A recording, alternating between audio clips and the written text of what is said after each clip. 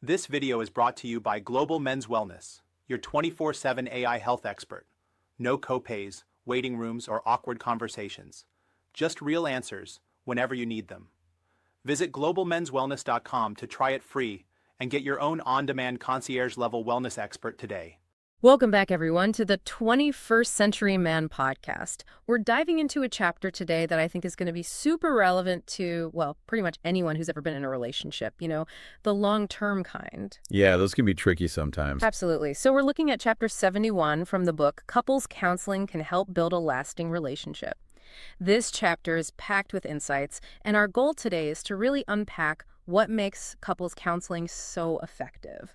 It's interesting because right off the bat, the chapter hits you with this statistic from Dr. John Gottman about how long couples actually wait before they even think about getting help. Oh, yeah, I remember that. It's like 6 years on average. 6 years of unhappiness, yeah. Yeah. It's kind of mind-blowing when you think about it. It really is. I mean, imagine all the potential for growth and improvement during those 6 years if couples were more proactive about seeking support. And speaking of support, the author Brett Beaver, who's a licensed marriage and family therapist, he really emphasizes using approaches that are backed by, solid research. Right, like evidence-based practices. Yeah. It's kind of like in medicine. You want to know that the treatment you're getting is actually effective. Exactly. And that's the lens we'll be using as we explore this chapter. So let's talk about the Gottman Institute. I mean, they're like the rock stars of relationship research. For sure. Yeah. John and Julie Gottman have done some groundbreaking work.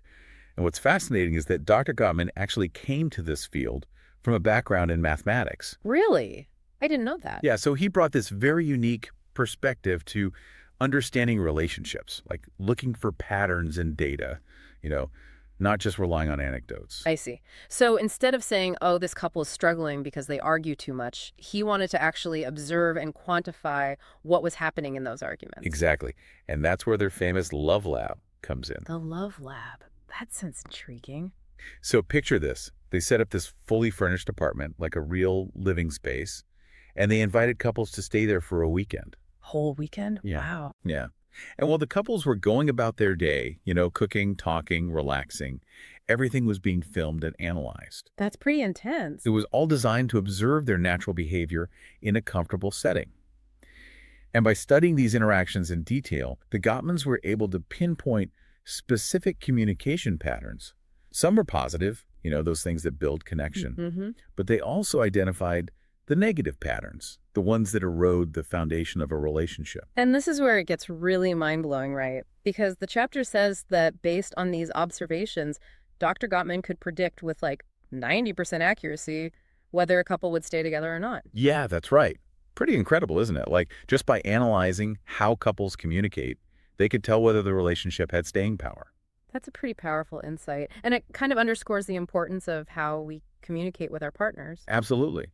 And one of the key distinctions they make is between conflict management and conflict resolution, which a lot of people get mixed up. Yeah, I can see how those could be easily confused. Right. So conflict resolution is kind of like, you solve the problem and it's done. You check it off your list. Right, like a one-time fix. Exactly. Yeah. But the Gottmans realized that a lot of the core issues in relationships, they're kind of perpetual. They're not things you just solve and they disappear. Oh, I see. Like they keep coming up, even if you try to address them. Exactly. And that's where conflict management comes in. It's about learning how to navigate those recurring disagreements in a way that actually strengthens the relationship.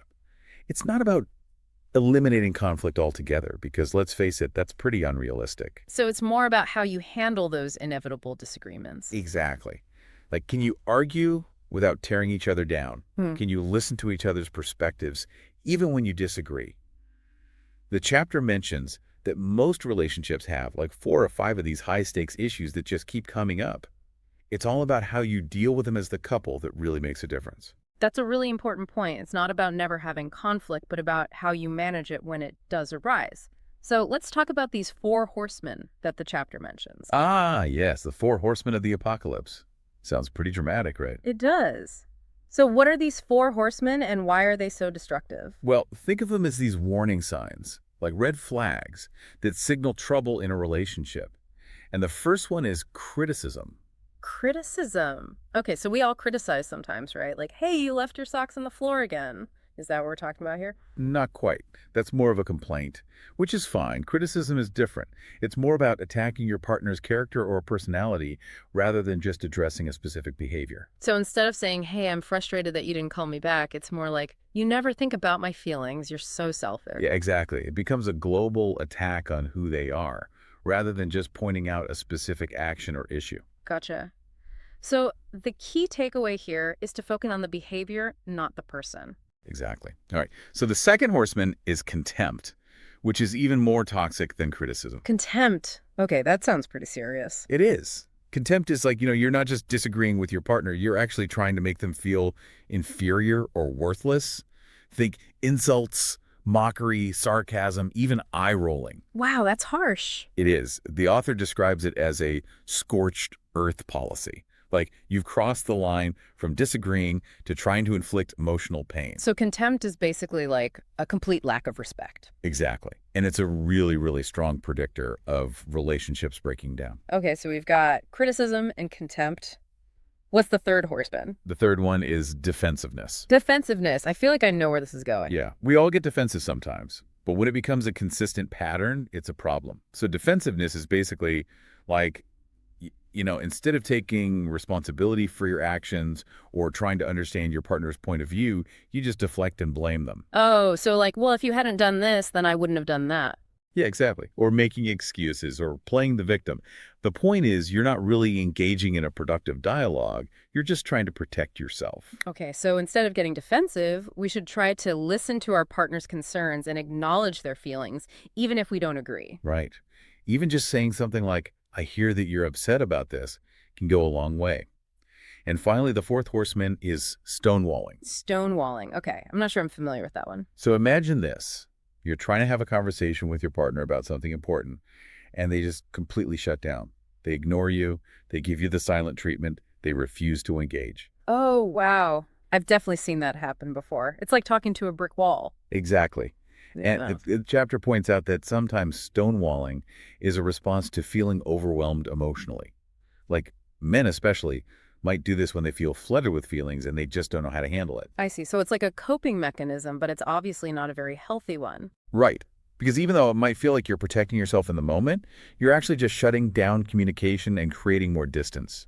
So understanding these four horsemen can be a huge help in recognizing negative communication patterns in our own relationships. But beyond just avoiding these negative patterns, the chapter also talks about the importance of, like, actively cultivating positivity. Absolutely. One of the key findings from the Gottman research is this idea of a magic ratio. A magic ratio. I like the sound of that. Tell me more. So they found that for a relationship to thrive, there needs to be a ratio of at least 5 positive interactions for every 1 negative interaction. 5-to-1. Wow, that's a pretty big difference. It is. But it makes sense when you think about it. Like, those positive interactions, whether it's a compliment, a hug, a shared laugh, they create this reservoir of goodwill and connection that can help buffer against the inevitable conflicts and disagreements. So it's like we're making deposits into the emotional bank account of the relationship, so to speak. Exactly. And those deposits can make a huge difference in how we weather the storms when they come. And the chapter really emphasizes that this is something we can consciously work on. Like, we can make a deliberate effort to increase the number of positive interactions in our relationships. So it's not just about avoiding negativity, it's also about actively cultivating positivity. That's a great takeaway for our listeners. Absolutely. And speaking of communication, the chapter goes on to discuss a few different approaches to couples therapy. Oh, yeah, there's a whole section on that. It's like a crash course in different therapy modalities. Right. So we've got Gottman Method therapy, which we've already touched on a bit, but there's also emotionally focused therapy, or EFT, Imago Relationship Therapy, narrative therapy, and solutions-focused therapy. Wow, that's a lot to cover. It is. But each one offers a unique perspective on how to improve relationships. Well, let's try to break them down a bit, starting with EFT, since we were just talking about emotions. Okay, so EFT is all about attachment theory. The basic idea is that we all have this fundamental need for secure attachment, to feel safe and connected to our loved ones. That makes sense. And when those needs aren't met, especially in childhood, it can create all sorts of problems in our adult relationships. Like, we might become overly anxious or clingy, or we might withdraw and avoid intimacy altogether. So EFT helps couples understand those underlying attachment patterns and develop healthier ways of relating to each other. Exactly. It's about creating a more secure emotional bond. And the chapter mentions that there are different attachment styles. Can you talk a little bit about those? Sure. So there are four main attachment styles. There's secure attachment, which is like the ideal. Securely attached people are comfortable with intimacy and independence. They can communicate their needs effectively, and they don't freak out when there's conflict. That sounds pretty healthy. What about the other styles? Well, there's anxious attachment. People with this style tend to be very preoccupied with their relationships. They worry a lot about their partner leaving them, and they might be overly sensitive to any perceived rejection. Oh, I know a few people like that. It can be a bit draining sometimes. Yeah, it can be challenging. And then there's avoidant attachment.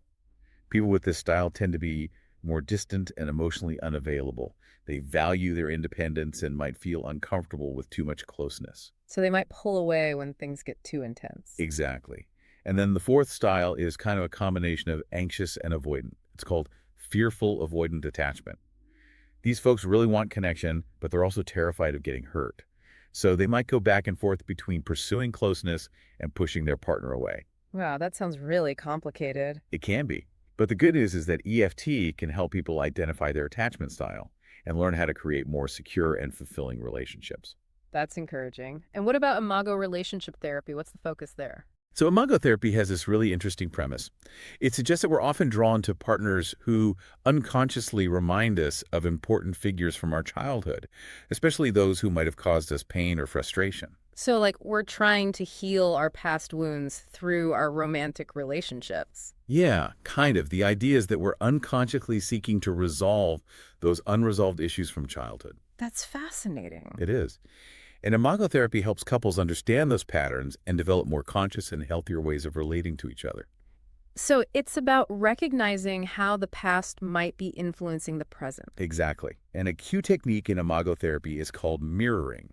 Mirroring, what does that involve? So it's basically about active listening and reflecting back what your partner is saying, both the content and the feeling behind it. It's about making sure your partner feels truly heard and understood. So it's not about agreeing with them, it's about validating their experience. Exactly. And Imago therapy also emphasizes the importance of turning complaints into requests. So instead of saying, "You never listen to me," you might say, "I would really appreciate it if you could put your phone down and give me your full attention when I'm talking to you." Ah, that makes sense. It's about expressing your needs in a more positive and constructive way. Right. And Imago therapy is really good for couples who are willing to be open and vulnerable with each other and to explore those deeper emotional patterns. So it's a more emotionally focused approach. It is. Okay, so next up, we've got narrative therapy. This one is a little different. Okay, I'm intrigued. Tell me more. So narrative therapy is based on this idea that we all create stories or narratives about ourselves and our relationships. And these stories, they shape how we see the world and how we interact with each other. So like we have these internal scripts that are running all the time. Exactly. And sometimes those scripts, they can be pretty limiting or even destructive. Like if you have a story that you're a failure or that your partner doesn't really love you, that's going to affect how you show up in the relationship. I can see how that would be problematic. So narrative therapy helps couples identify those negative stories and start to rewrite them. It's about creating a more empowering and positive narrative about themselves and their relationship. So it's about changing the story, not the person. Exactly. And a key principle in narrative therapy is to externalize the problem. Externalize the problem. What does that mean? So instead of saying, "You're the problem" or "I'm the problem," you might say, "The problem is the anger that's getting between us." It's about seeing the problem as something separate from yourselves, something you can work together to overcome. That's interesting. So it's like you're taking the blame out of the equation. Exactly. It creates a more collaborative and less defensive approach to problem solving.